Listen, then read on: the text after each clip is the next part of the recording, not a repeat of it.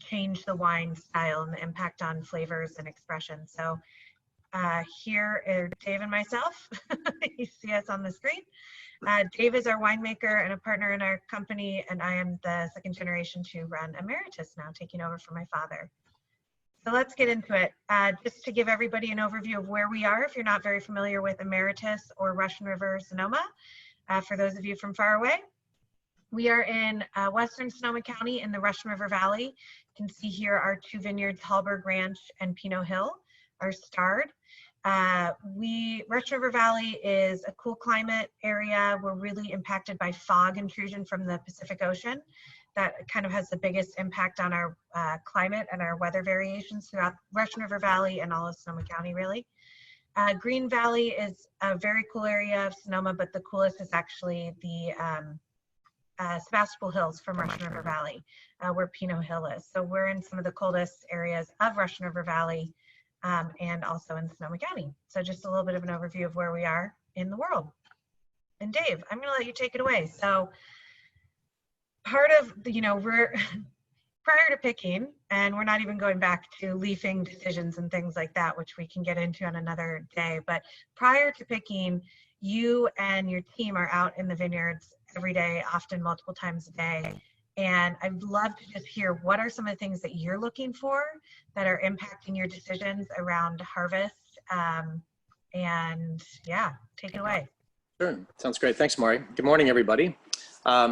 So in just about 2 weeks after we bottle, we're going to be hitting the vineyard pretty hard on a daily basis or multiple times per day, like Maury just said.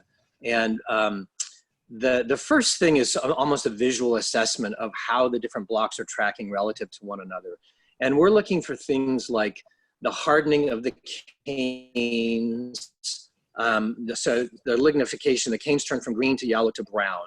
And once the canes are brown, I start looking for the stem or the rachis to start browning off. If I'm not seeing any of that happening on the stem, it's almost pointless to get in there and really start sampling the fruit and tasting, because you don't really want to get into that until the seeds start hardening off a little bit.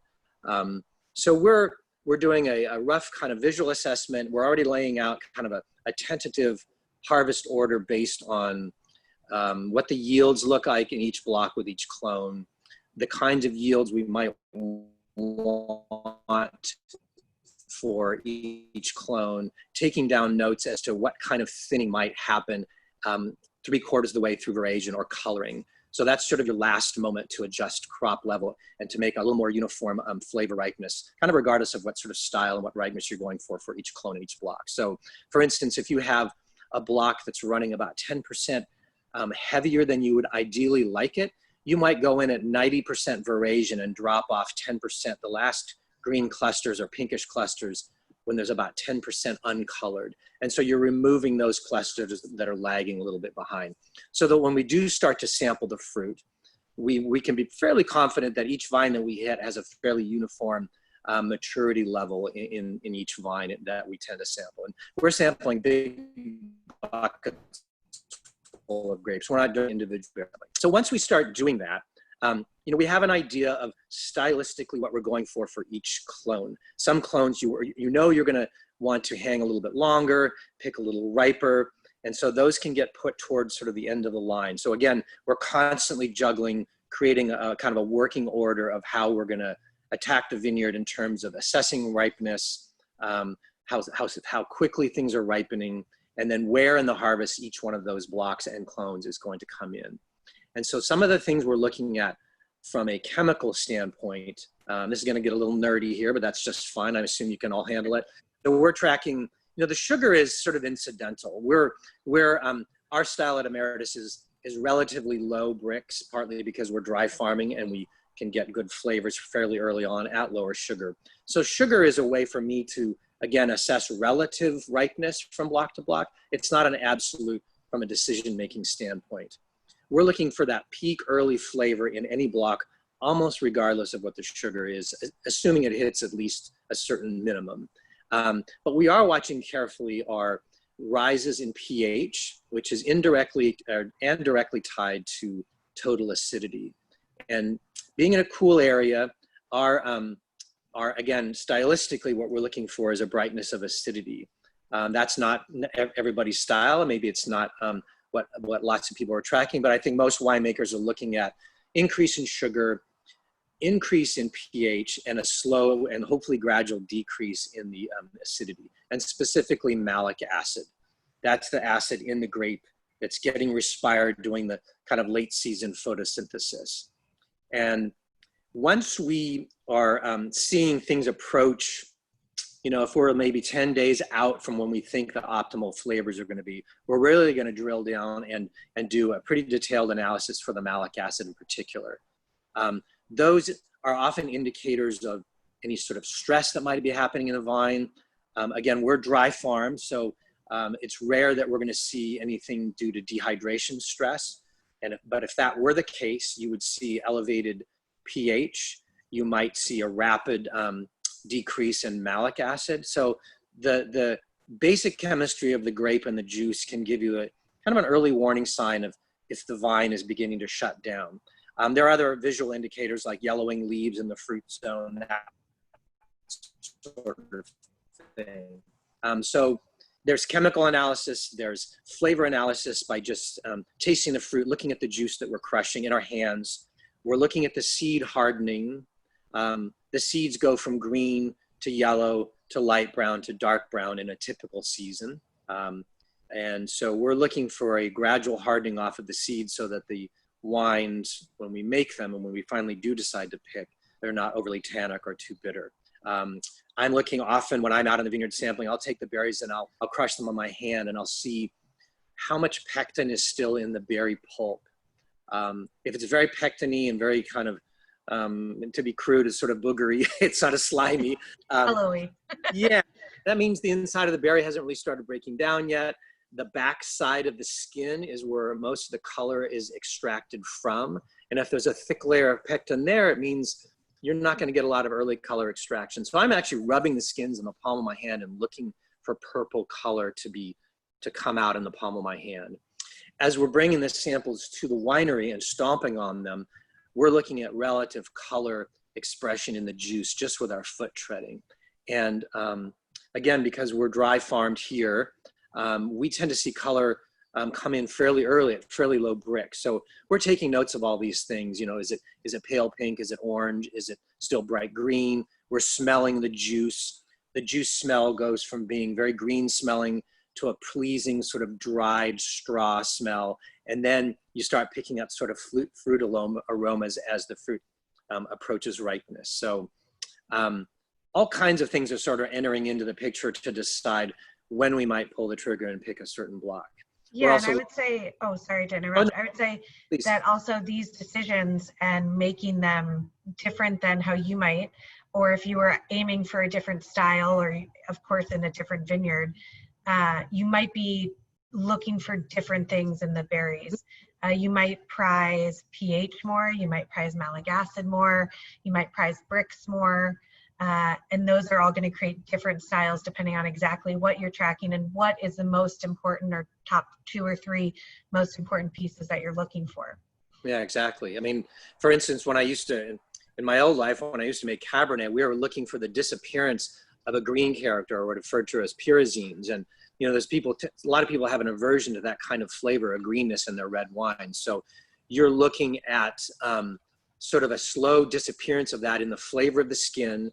I'm chewing up the seeds, so I'm trying to assess sort of how astringent and sour those tannins might be, and then pairing that with the flavor I might be getting. But one person's bright, fresh fruit might be someone else's really jammy character, and some people are really, I mean, it's I've been doing this for 36 years, and I'm not even going to pretend to get it right half the time, just because sometimes by the time you taste absolute ripeness, then you decide to pick. And fortunately here, I can talk to our vineyard manager the day before we harvest. We're 100% estate, so I could get the fruit the very next day.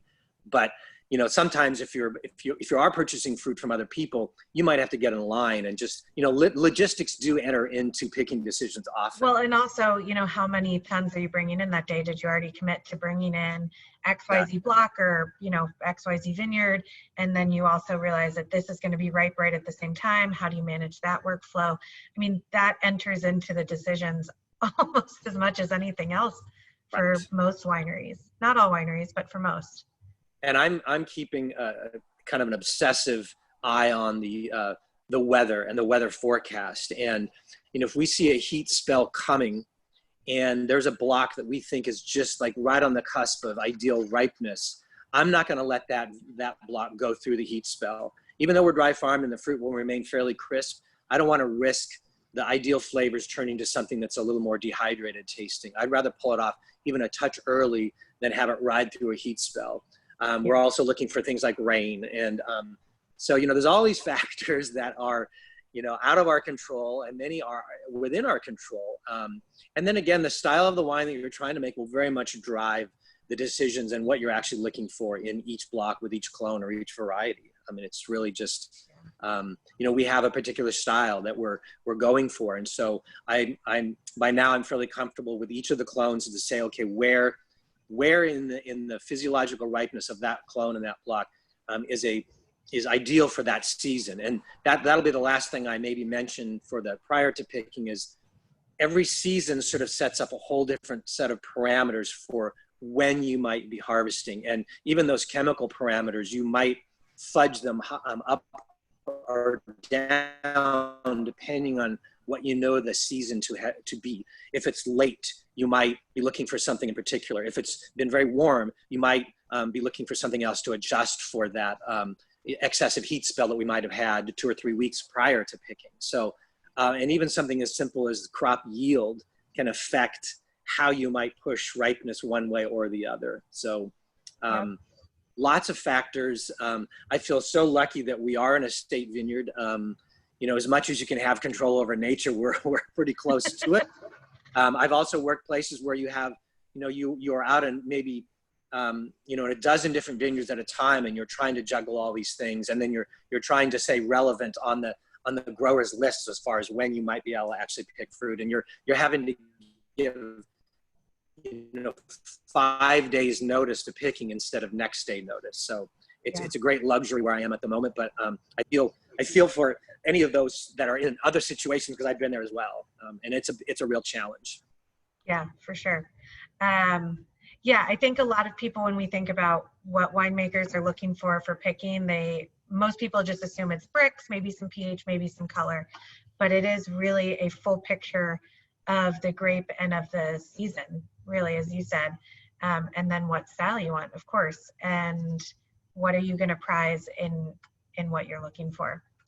We also got a question if we hand harvest. The answer is yes. I think mechanical harvesting has gotten better, obviously, I think, as we all know, but you know, I think it's not quite there for us. We've experimented a little bit.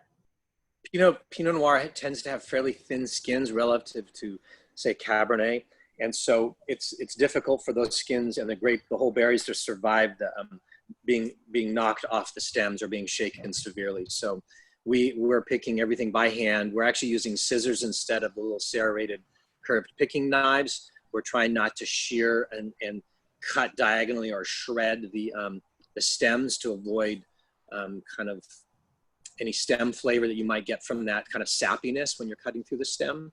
We're also harvesting at night, and that is a decision that can be made by the winemaker. In our case, it's something that I was fortunate enough to inherit that process here when I joined Emeritus. We pick at night for a number of reasons, and there are definite flavor, color, and chemical benefits to the health of the juice and the wine for picking at night. And so, I don't know, Mari, do you want me to cover that a little bit before we get into the actual sorting and everything else, or do you want to? I think if you're interested in it, let us know, but otherwise we can go into the sorting, because I think, you know, when you pick is a big important piece of what style wine you kind of end up with or what the profile is. But I think also the crush is going to be pretty interesting as well. Yeah. and some of the decisions that you're making there? So probably the biggest benefit, so this affects how we're sorting and how we're treating the fruit first thing in the morning. Because we do pick at night, the fruit is picked, we have these huge diurnal shifts here in Green Valley, sometimes upwards of 50 degrees from the daytime high to the nighttime low. And so if we're starting to pick during that nighttime low, the fruit, when it arrives at the winery, can be 50 to 48 degrees in that range. And so it is icy cold. It actually, when you're sorting the fruit on the table, you'll get tartrate crystals forming on your fingernails because the fruit is so cold. And David, I'm going to stop you. It looks like a lot of people are really interested to hear more about picking at night. So by all means, please continue. So it's from a physical standpoint, for those who are picking, if any of you have picked grapes, it's a brutal work. So if you can pick when it's not hot out, and your stamina is better. There's less chance of heat stroke. It's just healthier for our picking crew, and we have a full-time picking crew of 16 or 17 gentlemen. There's a chemical thing that happens at night as soon as the sun goes down. There's the potassium flows from the fruit, the berry, back into the leaves. So the pH will actually drop after the sun goes down. And when you can pick at a lower, all other things being equal, if you can pick at a lower pH, you'll get brighter color, you'll get a more stable wine microbially. It means you can use lower amounts of sulfites because sulfites are more active at lower pH.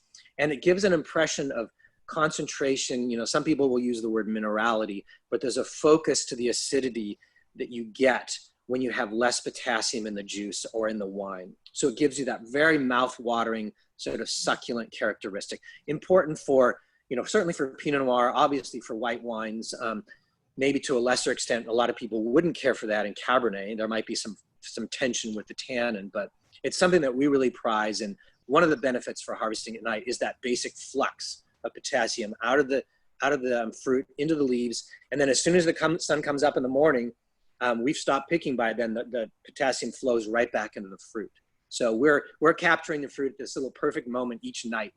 And so also because it's cold, when we do bring it to the sorting table and dump it, it's much more firm and crisp. There hasn't been any microbial activity in the juice because it's cold. We're not going to get premature yeast growth or bacterial growth that we don't want. We are 100% native ferment, both yeast and malolactic fermentation. So we kind of want all those bugs to be at a low population as possible when the fruit comes in and is dancing across our sorting table. So we've made the decision to pick. Hopefully it's a good one. Maybe 50% of the chance the time I get it spot on. Other times we're kind of like, okay, that could have hung a little bit longer, or maybe we missed it by a day or so. We're certainly taking notes each step of the way. So the fruit comes in, obviously whole clusters in 1/3 ton bins. We're dumping it into a hopper, and it's shaking onto a sorting table. And so at that point, particularly for Pinot Noir, one of your decisions is, are you going to use any whole cluster? Whole cluster fermentation in Pinot Noir is very, very common. It's very old school, probably predates any sort of crushing equipment. And so that's something you can elect to do. Let all the fruit just go into the tank. You could destem a portion of it and include some whole clusters. In our case, we use a fairly low amount. Last year we played with a little bit here and there, but it's not generally part of our style. And what whole clusters might bring to a finished wine is a certain spiciness. There's fermentation that happens inside the whole berries that it's a much fruitier expression. It can be very aromatic. Probably as importantly to the winemaker and to the process of the fermentation is those whole clusters, with each punch down, you're liberating a little bit more juice. And, Pinot Noir likes to ferment very, very quickly. It's one of those known fast fermenters. And anytime you can slow down the fermentation process by having the fruit slowly being expressed, that's a good thing. And we're trying to actually increase the amount of time our fermentations take in our fermenter and how long they spend on the skins. If you crushed everything and let her rip, it could finish in 2 or 3 days, and it just wouldn't be enough time to get flavor from the skins. So if there's any other questions about whole cluster and what that may bring, I'm not making any comment on style. I've had brilliant examples of 100% whole cluster Pinot Noir and brilliant examples of 0. And so it kind of just depends on what you're trying to achieve. Yeah, Laura, I think you also, say something there. No, I think also with whole cluster, again, something that I think a lot of people are familiar with, or at least the concept. If you're picking early, the stems are going to have a different flavor profile than if you're picking later. You can also de-stem everything and add stems back into the fermentation tank, which is going to have a different kind of fermentation process than if you leave it whole cluster. They're all kind of, yeah, I mean, the inclusion of stems or the not inclusion of stems definitely makes a pretty big impact on what you're tasting in the bottle. Yeah. And it also affects downstream. I mean, I've used a lot of clusters and other varieties. I mentioned we did a trial on one of our clones. Some clones you might want to build a different level of complexity. We're a fairly fruit-driven style here, but there are some clones that are, for instance, clone 828 is fairly simple. It's a little one-dimensional, and it's sort of grapiness. It's gorgeous color, purple, but it's very just in-your-face, very almost classic grape. And to include a little bit of stems brings this level of spice that we find in some of our other clones that we don't even use stems. So it's a nice way to build a little bit more depth to the aroma.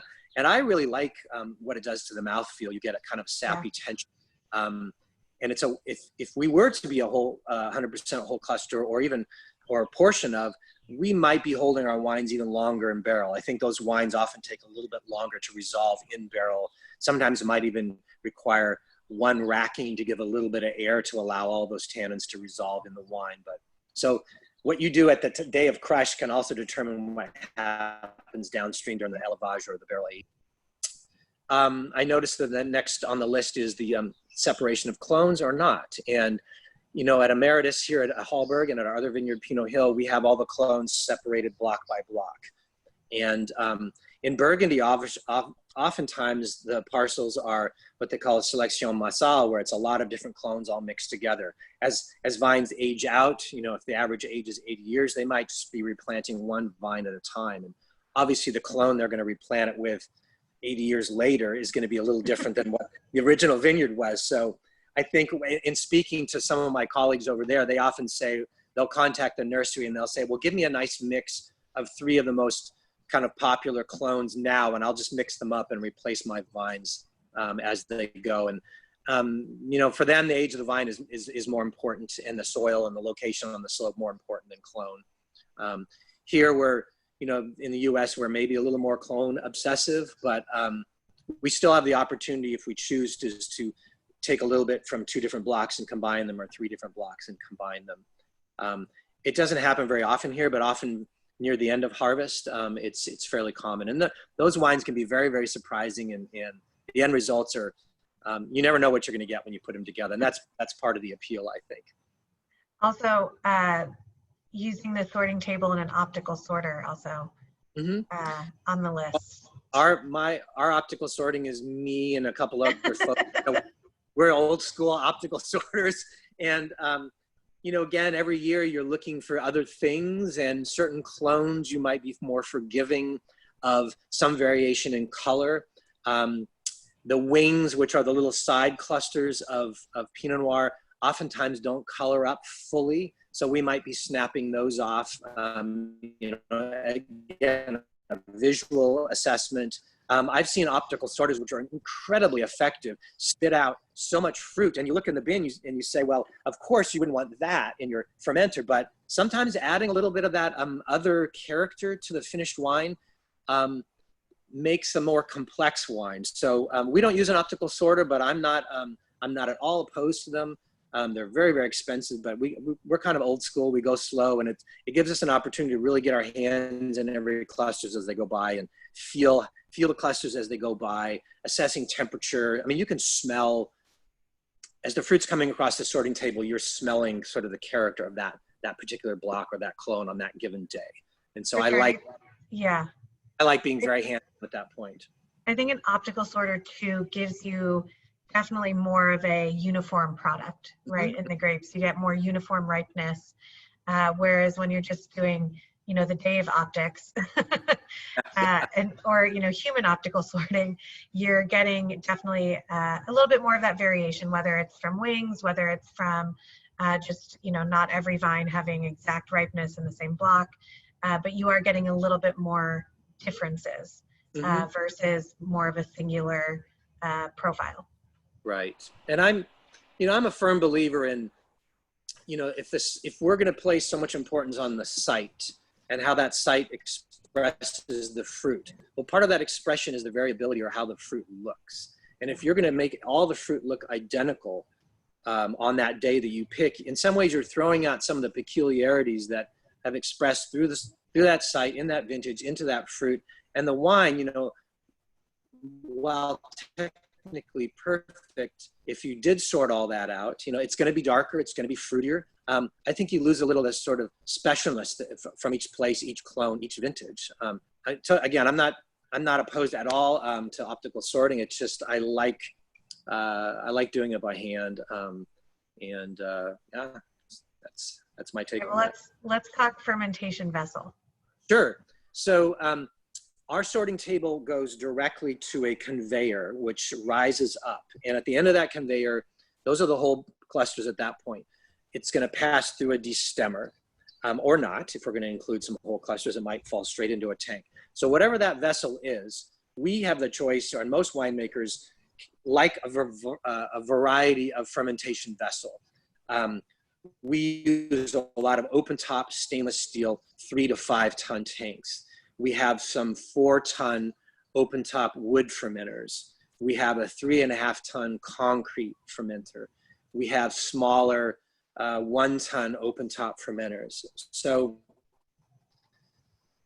the material of the vessel can have an impact on both how the wine ferments and then a direct flavor influence. So I'd say the cleanest and simplest and probably most user-friendly is obviously stainless steel. The size of the vessel and the mass of the fermentation can determine the overall heat. And so if you're really looking to extract a lot from just heat generation, if that's your style, you're wanting to make a more powerful wine and you're hoping to get a lot more out of your skin, a larger vessel will reach a potential higher peak fermentation temperature and extract more. Whereas a smaller vessel that can cool off more readily will maybe produce a little bit more delicate wine, unless you want to actually get in there, manipulate it with punch downs or pump overs during the fermentation.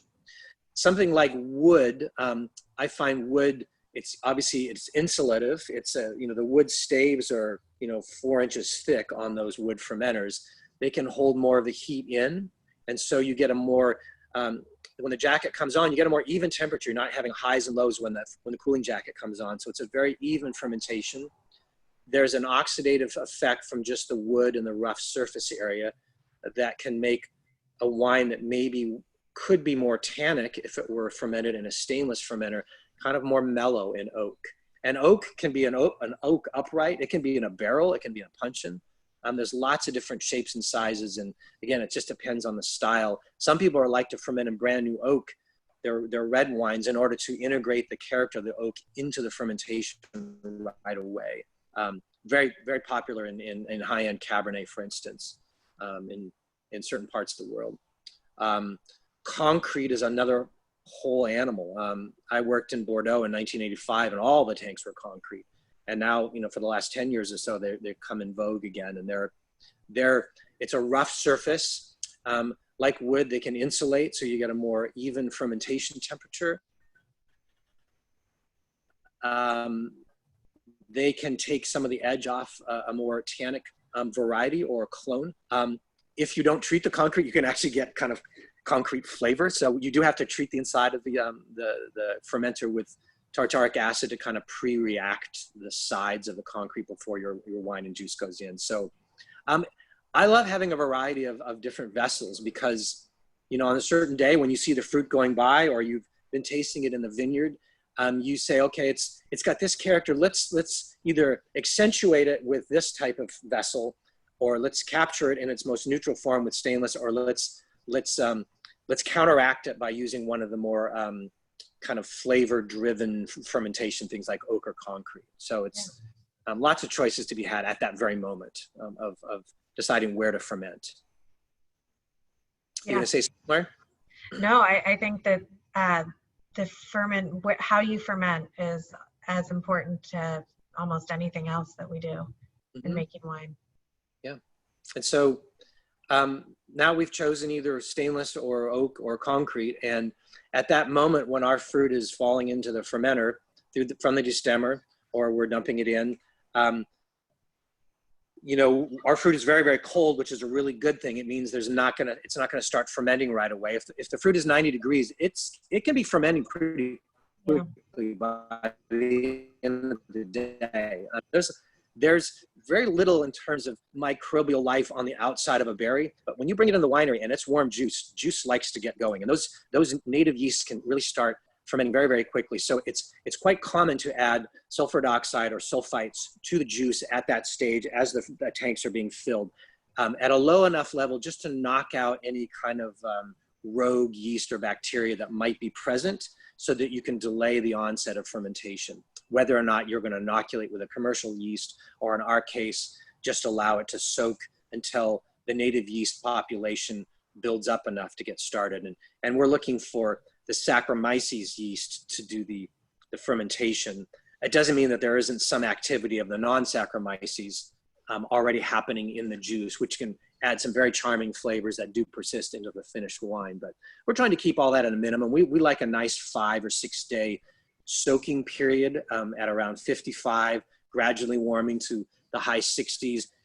By the time it hits the high 60s, it's starting to perk. You can actually start to smell CO2 coming out, and that's when we start manipulating the cap. I also think one of the most interesting trials that I've tasted with you is different amounts of SO2 added to the must. For the same, Yeah, the SO2 or sulfite can, you know, besides screening out and kind of wiping out the rogue bacteria or yeast, it can be at higher levels, can be a bit of a solvent. And you can get a breakdown of the protein in the juice, which then can give you a darker wine right up front. One of the issues with Pinot Noir relative to other red varieties, it's very high in protein. The pulp is very proteinaceous. And so as the color comes out of the skin early on during the cold soak, that protein can bind to the color. It acts like a fining agent. You can actually remove color early on. What the sulfite can do is actually it reacts to the protein. It actually unwinds it and binds it up. It deactivates the protein. So it leaves more of that potential color in place to help. You can actually make a darker Pinot Noir by adding higher levels of sulfite. You know, we're always looking for that sort of happy medium, adding as little as possible ever to get the desired effect. But if you had a clone, or if you see early on in the season that maybe the skins just aren't going to be giving up as much color, that's one way you can go at it. There are other things like enzymes that can do the same thing. They can break down the protein. They can actually go at the backside of the skin that I mentioned might have some pectin. It'll eat through that and allow more color out. That's not something we choose to do. We don't really have any color issues here at Emeritus, but it's quite common, and you know, certain varieties need it. So lots of different things you can do, again, at that early moment while the fruit is just sitting there in your tank before it started to ferment. So once you've made that choice, I mentioned our fruit hits the tank and it's fairly cool, 50 degrees to start, gradually warming up to the high 60s before it kicks in. All of our tanks, and in that photo there, you can see that dimpled jacket on that small open top fermenter. We can set the temperature for the chilling to come on at a particular moment. And our default temperature is around 85 to 88 degrees. So as the fermentation builds to that temperature, the jacket will come on, it'll cool the juice so that the temperature doesn't really exceed that. It will exceed it by a couple degrees, but once we punch it down, it kind of homogenizes a bit and brings the temperature back. And one of the reasons we do that is to avoid what's called a stuck fermentation. If the fermentation gets too hot, it can actually kill the yeast, and then you end up with residual sugar, rogue bacteria, and all kinds of horrible things can go wrong with a stuck fermentation. So keeping the temperature kind of just warm enough to get as much out of the skins as possible, and seed tannin as well, but not so hot that it kills it, and not so cold that you under extract. We have, and Mari, I think you probably tasted that trial as well. We did an 80, 85, and 90 degree fermentation temperature with a more delicate clone of ours, the 115. And it was startling to see how the three of those wines, just that one parameter change, a peak fermentation temperature changed completely the character of the finished wine. As you might expect, the coolest fermentation was the lightest in color. So the temperature didn't go after, it didn't break down the skins as quickly and as early. So it made a more delicate wine. It was by far the most aromatic, very perfumed. So if you're trying to accentuate maybe a floral character or a really high-toned fruit, a cooler fermentation temperature can definitely do that. You're trapping more of the esters in the juice, so that at the end of fermentation, whatever those yeast are doing, those beautiful sort of fleeting elements of what yeast do when they're fermenting in the juice, more of that is retained in the finished wine. And because the yeast are maybe not stressed out from the high heat, they're producing fewer sulfides, so the wines seem very, very clean. They're not as smoky, they're not as meaty. In the end, I think we still preferred kind of our control, the 85 to 88. The higher temperature was very seductive. It was dark. Yeah. It was very soft. It was very universally liked, but maybe not as distinctive for that clone. It made it a little bit more generic. Delicious all the same, a great blending component, but it lost some of the typicity of the clone by fermenting it too hot. Well, and I think also there are definitely winemakers going after a certain style that prefer a higher temperature or a lower temperature fermentation. And to know that the impact that can have on the final product, just how important that one small decision can be, and the impact that it can have is, can tell you the style that you're going after almost as much as anything else. Right. Yeah, and so once the fermentation is really rolling and you've decided for your optimum peak temp, we're also looking at how quickly that fermentation curve is dropping. I mentioned that Pinot Noir loves to ferment. I mean, the juice of Pinot Noir is loaded with nutrients generally. The yeast are very, very happy in Pinot Noir, generally speaking. The sugar isn't so high that alcohol isn't being generated so high at the peak of fermentation that you're not getting that toxic effect of alcohol and heat. And so higher Brix varieties are building up alcohol earlier and often during the peak of fermentation. So there's this toxic effect that can happen. Pinot Noir is very, very happy to ferment. And so we actually sometimes look to just slow it down a little bit when it's about 2/3 of the way through, just so it doesn't finish so quickly and abruptly. And therein, you can choose different yeast that might even perform that for you. There are known vigorous fermenters. There are known sluggish fermenters. There are yeasts that are known to produce more sulfides to make a more yeast-driven, leesy kind of wine.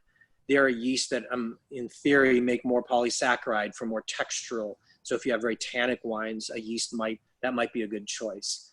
In our case, we're 100% native. Our in-house strain that comes in with our fruit or happens to be lurking in the winery somewhere is something that really strikes a very, very nice balance. It never has any slow fermentation issues. It ferments very cleanly, not too quickly. Texturally, it just seems to work. So we opt not to use commercial yeast. We've done some trials, and each time we keep going back to our in-house strain. We really like it. Yeah. But again, that's a choice that winemakers can make to affect the final outcome of the wine. And for making interesting blends by having kind of different styles of wine. Even if you were making the same, or maybe 5 lots from the same clone from the same vineyard, you might want to mix it up by using different yeast strains. Yeah, and also, we're a relatively small winery, so definitely some bigger wineries use yeast, commercial yeast, to make sure that they are not having issues with fermentation. I mean, sometimes it is just a practical choice for people, and sometimes it's a stylistic choice as much as anything. Yep. Because we're on fermentation, Cece was wondering if a lower pH helps the fermentation process. She's heard if the pH is too high, it might risk getting a stuck ferment.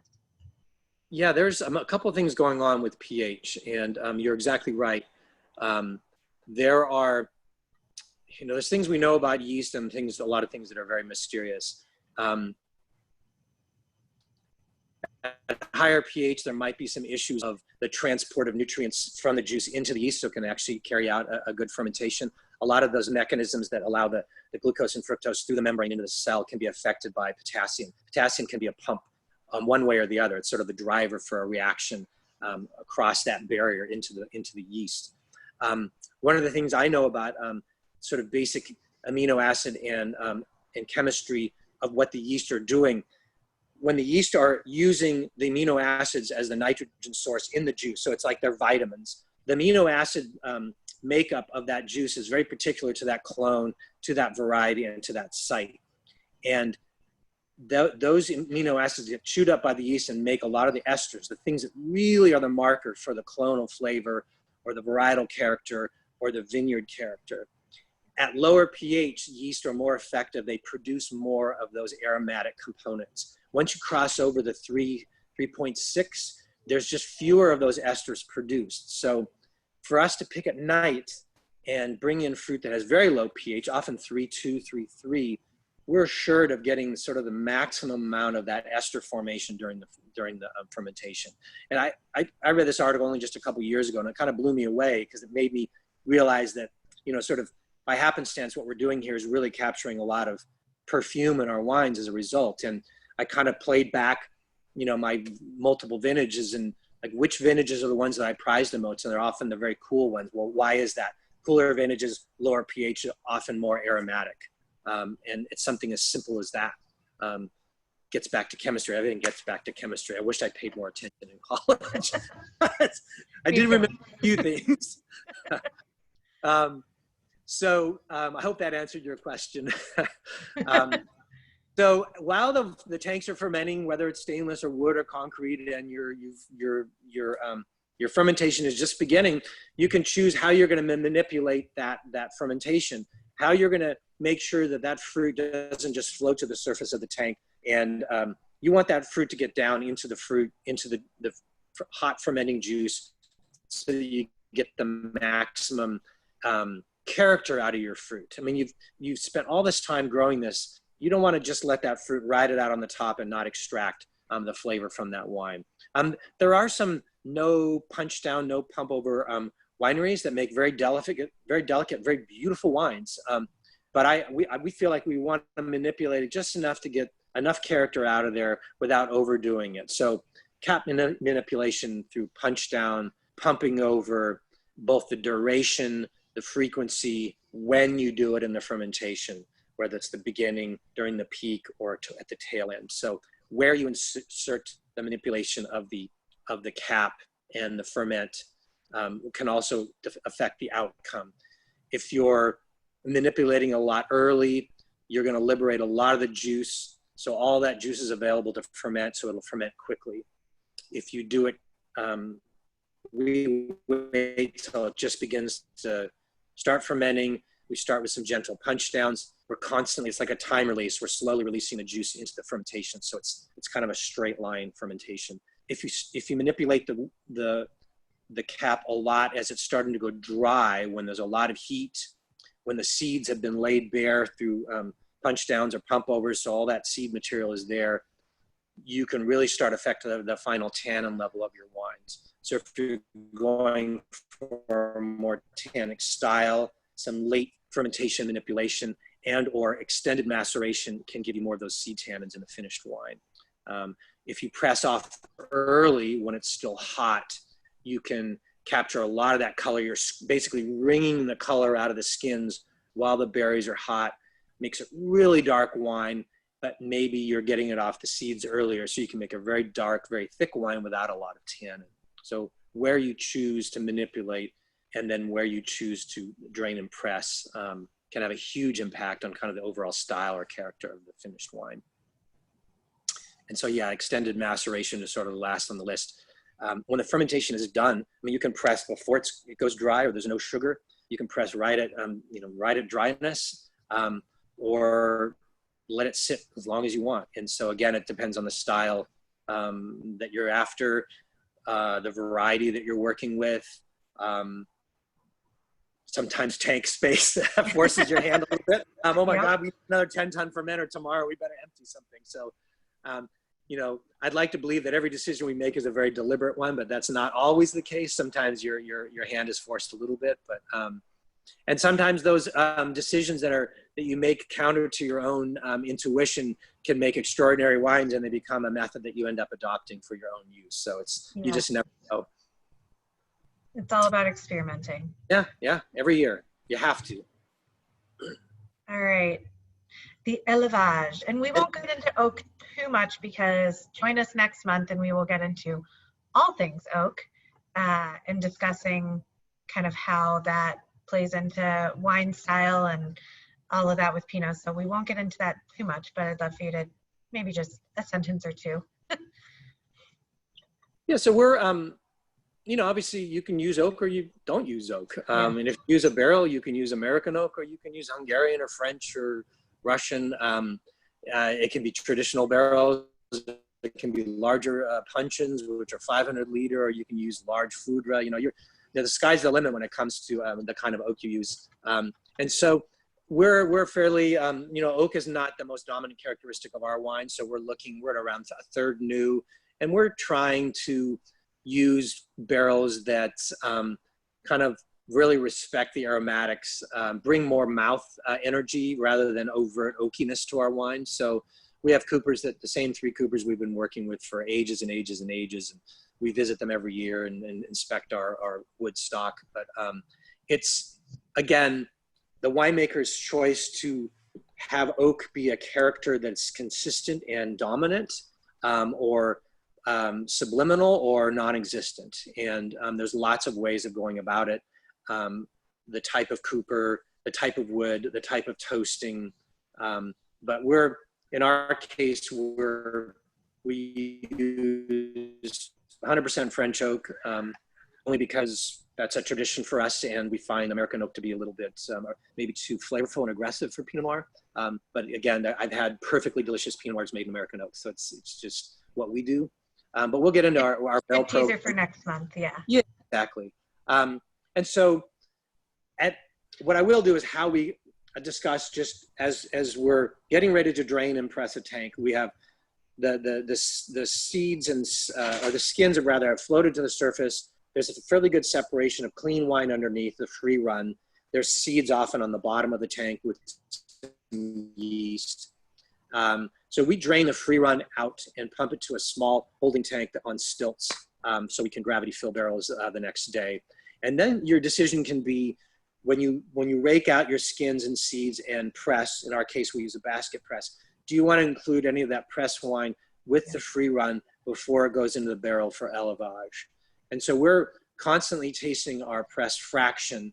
We'll taste the free run, we rarely just taste the pressed wine on its own because you're never going to like it. But you will add it back in varying percentages and decide if there's a balance there, if there's a mouth feel or a texture or a density that we like by including at least one of the pressed fractions.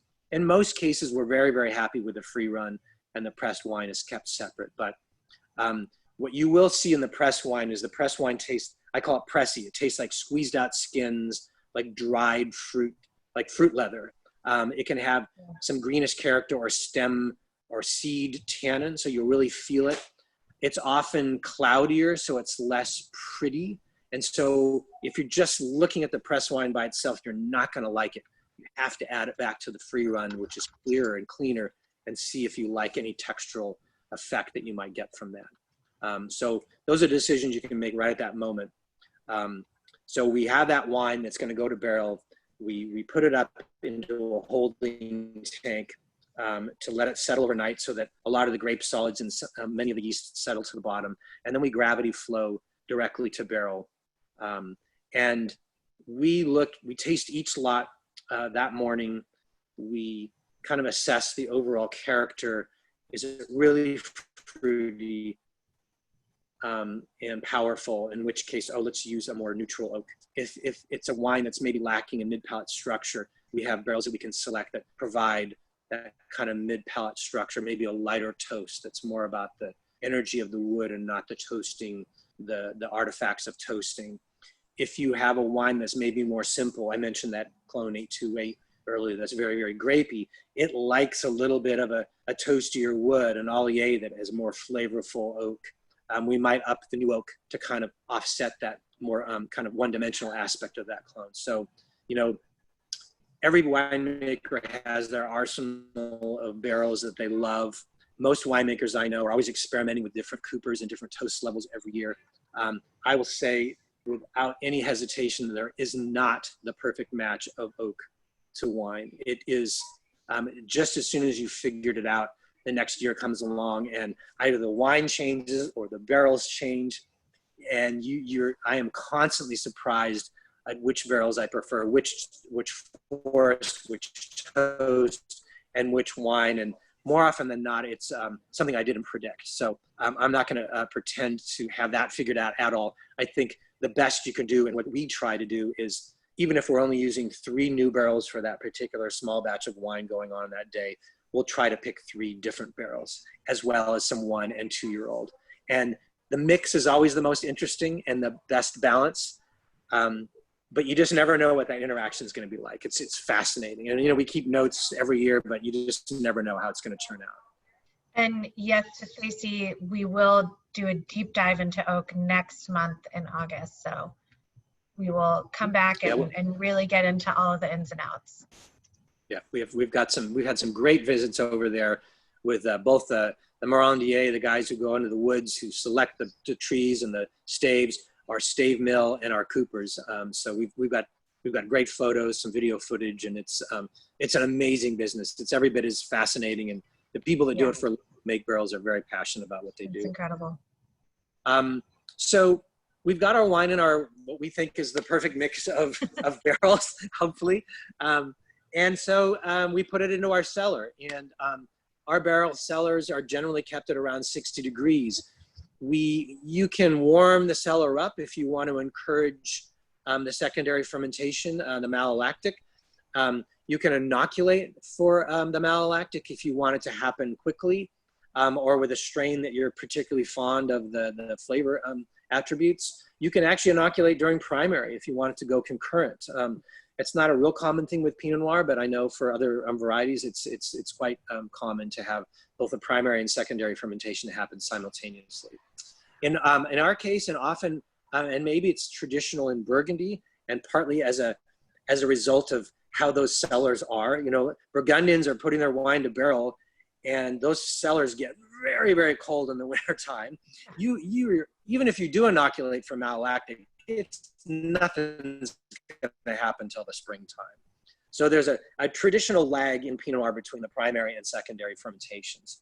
And lots of things are happening during that lag time. The wine kind of contracts and implodes on itself. All the oxygen, there's still some viable yeast in there. They're consuming the last little bits of oxygen. The wine can get very retarded or reduced smelling. What's exciting about what's happening at that stage is you've not added any sulfite. And so all those reactions that are happening within the wine are happening uninterrupted without any sulfite. They're happening slowly because it's cool, but all that sort of color and tannin polymerization, slow evolution is happening at that moment. So we actually like to keep our cellar fairly cool. We're not inoculating for mallow. We have a pretty good strain here that, again, gets the job done when we finally want it to. And that time between primary and secondary, it's nice to have a little window there. And it gives us a chance to really let those wines and barrels settle clear so we can really taste them. A hazy wine is pretty hard to assess texturally, aromatically. So it's good to let them fall clear and kind of get a real good snapshot of what the vintage gave us. Racking is something that can happen while wine is in barrel, and that's removing the clean wine off of the lees, any of the sediment in the barrel, putting it either into a tank or barrel to barrel, which is also very common, particularly in Bordeaux. It's not something that we do with Pinot Noir, where we are kind of, again, a kind of an aroma-driven style. When you move wine, even under anaerobic conditions, the wine opens up, CO2 gas comes out of the wine. If you're smelling wine in the air when you're moving wine, it means things are leaving the wine that aren't going to go back. And so we're trying to keep as much of that in the wine as possible. There are reasons for racking, for clarity, if you want to get it off the yeast. If the yeast are starting to smell funny, break down, get stinky, you get sulfides, sometimes that's a really good opportunity to rack. Oftentimes press wines, because they have higher solids and they're more tannic, need to be racked off the lees, need some air to help soften those tannins. Varieties like Cabernet, Syrah, the big reds, Bordeaux varietals, those need a fair amount of air early in their lives. So that racking is a really good opportunity to kind of not only clarify the wine, but to homogenize smaller blends, but just to open the wine up and get it on the path toward softening and resolution before you decide to bottle, which gets us to blending and bottling. So we're kind of in the throes of, we made all our blending decisions, which barrel by barrel, kind of theoretical blend at one at a time. We make 10 different Pinot Noirs, and a rosé and a white Pinot Noir. And so our smallest blend this year was basically a 2-barrel equivalent. It actually came from 4 barrels, but it'll only be 2 barrels worth of wine. So it's, and our largest was 250. So, and everything in between. So it's, blending gives you the opportunity. I mentioned that there's never that perfect barrel wine match. So it's odd that you would go and taste one barrel and say, oh my God, we nailed it. It's perfect. I wish they were all like this. They all tend to be pieces of the puzzle or components in a blend, even if it's just a 2-barrel blend. And so blending, in our case, it's all Pinot Noir. In many cases, it's Pinot Noir from a single block or clone. It's most certainly from a single vineyard. But blending is a way of making a complete wine out of parts. And it's my favorite time of year. And I love harvest. I love the physical aspect of it. But the blending is kind of the maybe a little more cerebral part of it, and more, it's maybe the most creative. The rest of it, you're reacting, but blending can be the most maybe creative part of winemaking. And then looking at the time to bottle. How long do you want to keep your wine in barrel? I mentioned racking. Moving wine in and out of barrel can actually speed up the time that the wine needs to spend in barrel. In our case, we're bottling all of our wines before the next harvest, so it's about 10 and a half or 11 months. And we're trying to capture in the bottle kind of the peak of the wine as it tasted, that came from the vineyard and fermented. So it's capturing sort of the essence of that time. If you hold it longer than that, which can give you more resolution, more maybe, I don't even want to say complexity, but more resolution of tannin structure. And some vintages, some varieties definitely need that. You would hold it over 14, 16, 24 months. It's just not something that we're doing, but most varieties, that is the thing. You're holding it over harvest. And even a lot of Pinots made aged 14, 16, 18 months. Oh yeah, yeah. I mean, definitely a stylistic choice. There are vintages here, and in particular, I can think of our Wesley Reserve. It's a single clone, F6 or 667, which can be very brambly and more tannic. And I don't want to rack it just to make it softer, so it feels smoother when it goes in the bottle. We'd rather give it a little more bottle time to let it resolve in bottle, rather than accelerate the process by giving it more air. I think that's a little riskier. And yeah, you're right, Maury. Most, I'd say, I don't know where we stand in terms of how many people bottle all their wines before harvest, but it might be a little unusual. I don't really know. Yeah. And so finishing, go ahead. Sorry. Oh, no, go ahead. I was going to say we're a little long on time, but I've got a question on deck. If you're good. Go ahead, please. Frank was just wondering what concrete tank configuration we're using. We have something I call it a little cheese cone. It looks like a little chevre thing. So it's truncated. It looks like some of the Widman fermenters you see, a little wider at the bottom. On top, it's made by Nomblot, which is a French company, and it's, I think, a 40 hectoliter tank with a, you know, we can ferment reds and whites. We love it for our Blanc. We love fermenting our Pinot Noir juice in that.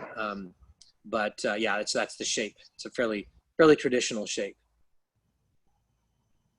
Yeah, fantastic. Also, don't know why that says July 8th. It's August 5th is our next one, so don't mind that. And then I got a request to go back to our map. So I'll put that up for a minute. So any other questions, feel free to hang around and ask. I think we've answered all the ones that have come in. Dave, I don't know if you have anything else that you want to add to everything else that we've talked about thus far. The last thing, I mean, again, the wine in the bottle is finishing. You know, you can filter if the wine needs clarity or if it needs sterility. There's filtration options. We try and we do go 100% unfiltered. There's something called fining, which is a fine tuning. You can use fining for clarification only and not really addressing structural aspects of the wine. You can use higher levels of fining agent if you have tannins or things that you're trying to bring into balance. So lots of sort of last minute fine tuning of wines prior to going to the bottle. But we're unfined, unfiltered, and it's just so much easier that way. Yep, totally.